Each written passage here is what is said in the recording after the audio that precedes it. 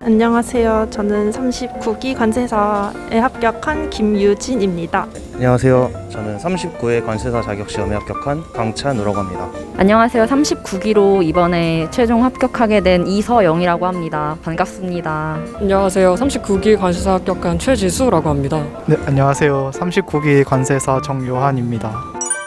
저는 주변 지인분들이 추천을 되게 많이 해주셨고, 그리고 제 나름대로 고민을 많이 하고 선택을 했는데 지금까지도 굉장히 잘한 선택이었다고 생각을 하고 있습니다. 코로나 때문에 제가 준비하던 해외 인턴이 무산되는 바람에 다른 길을 찾다가 포함 생활을 해보면 어떨까 생각이 들어서 관세사를 시작하게 되었습니다. 고등학교 때 무역 해외 쪽에 관심이 있어가지고 선택하게 됐어요. 저는 올해 4유예로 붙었어요. 저는 2년차 유예로 합격했습니다. 저는 2유예로 합격을 했습니다. 총 22개월 동안 공부를 했고요. 이번에 유예로 합격했습니다. 2유에 유예로 합격했습니다. 올해 하면서 좀 시작 자체를 괜히 했다라고 후회를 좀 했는데, 붙기 전날까지 계속 후회했었는데 붙으니까 그런 생각이 또 다 날아가고 정말 그냥 견디면 언젠가 되는 것 같습니다. 8분의 1 모의고사 기간을 잘 활용하셨으면 좋겠어요. 왜냐면 그때가 각 과목을 집중도 있게 볼 수 있는 마지막 기회라고 생각을 하거든요. 8분의 1 범위를 잘 활용하면은 나중에 있을 4분의 1, 2분의 1 전범위도 잘 커버를 하실 수 있을 거라고 생각을 합니다. 어떤 전략이 중요한 것도 맞지만 가장 중요한 것은 버티는 거라고 생각을 합니다. 왜냐하면 중간에 굉장히 힘들고 지치는 상황이 되게 많을 텐데, 그럴 때마다 잘못되어 가고 있다고 생각하지 마시고 그게 맞는 길이니까 그대로 최선을 다해서 견디시면 분명히 좋은 결과 있을 거라고 생각하니까 절대 중간에 포기하지 마세요. 유예생분들은 사실 동차생분들이나 아니면 4유예분들에 비해서 준비가 상당히 늦었다라고 생각을 하실 수 있는데 절대 늦으신 거 아니고 1, 2월 달에 충분히 열심히 하시면 금방 속도를 따라갈 수 있으니까요. 너무 조급해 하시지 마시고 천천히 본인 속도에 맞게 해주셨으면 좋겠습니다. 제가 운이 좋은 걸 수도 있는데 그렇게 어렵지 않은 시험이니까 크게 부담 가지지 마시고 유예 열심히 하셨으면 좋겠습니다. 저는 주로 아침 8시 반부터 저는 12시까지 12시간에서 13시간 사이 했던 것 같아요. 모의고사 보기 전에는 순수 공부 시간을 측정을 해봤는데 하루 10시간 정도 했고요. 모의고사 이후에는 11시간에서 12시간 사이로 공부했습니다. 저는 체력이 좋은 편이어서 아침에 운동을 하고 공부를 시작하면 점심 저녁도 잘 안 먹고 너끈히 12시간 이상은 앉아있을 수도 있었던 것 같습니다. 하루에 12시간은 최소고요. 정말 좀 잘 안 되는 부분이 있다고 하면은 16시간까지는 했었습니다. 평균적으로 순 공부 시간 한 8시간 정도 됐던 것 같아요. 사실 저는 모의고사에서 관세법에 자신이 있었는데 실제 시험에서 관세법이 생소한 부분에서 나와가지고 되게 당황을 많이 했던 기억이 있습니다. 가장 어려웠던 과목은 관세법이었는데요. 왜냐하면 관세법이 분량이 엄청 많은데 다른 과목에 비해서도 월등히 많은데 그걸 좀 간과하고 있다가 모의고사 가서 제가 관세법 암기가 굉장히 부족하다는 것을 깨달았고, 그래서 다른 과목의 시간을 완전히 줄이고 관세법에 많이 할애를 해서 그대로 끌고 갔는데, 결론적으로는 그게 맞는 길이었지만 모의고사에서 그런 시간 분배 때문에 스트레스를 많이 받았고 관세법 때문에 떨어지는 건 아닌가 굉장히 고민을 많이 했던 것 같습니다. 저는 원래 관세평가를 가장 힘들어했던 과목으로 생각을 했었는데요. 이번에는 관세법이 너무 지엽적으로 나오는 바람에 상당히 좀 당황했던 기억이 납니다. 공부할 때는 관세 평가가 좀 어려웠는데 답안을 어떻게 써야 할지 몰라가지고 좀 어려웠습니다.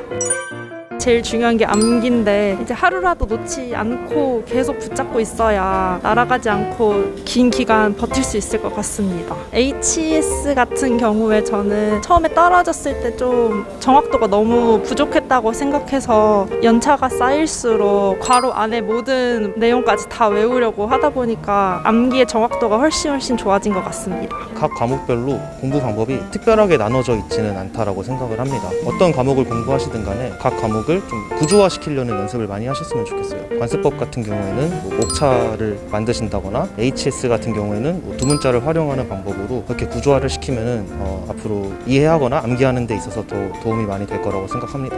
저는 개인적으로 무역 실무가 자신이 있었는데 그 이유는 일단 나중에 가면 협약을 암기하는 데에 그 무역 실무의 모든 그 시간을 쓸 수밖에 없어요. 그리고 대외환이라는 것도 있기 때문에 결국에는 암기에 치우친 공부를 하러 갈 텐데 이론을 계속 간과를 하고 있으면 나중에는 마음도 불안해지고 이론을 공부할 시간이 아예 없기 때문에 저 같은 경우에는 처음에 기본 이론 들을 때 이론 파트에서 복습을 정말 꼼꼼히 열심히 했거든요. 그 당시에 이제 모르는 개념이 있으면 꼭 알고 넘어가야지 하고 강사님들한테 질문을 많이 하고 했던 것이 나중에는 정말 큰 도움이 되었습니다.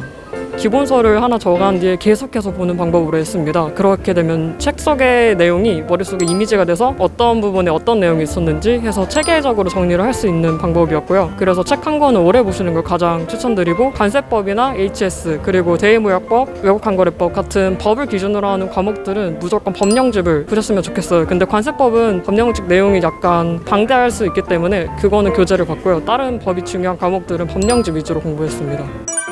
주변 사람들이 응원을 너무 많이 해줘서 그게 제일 큰 힘이 됐고 가족이나 친구들이 계속 무조건 될 거라고 얘기해줬던 게 제일 큰 원동력이 되었던 것 같습니다.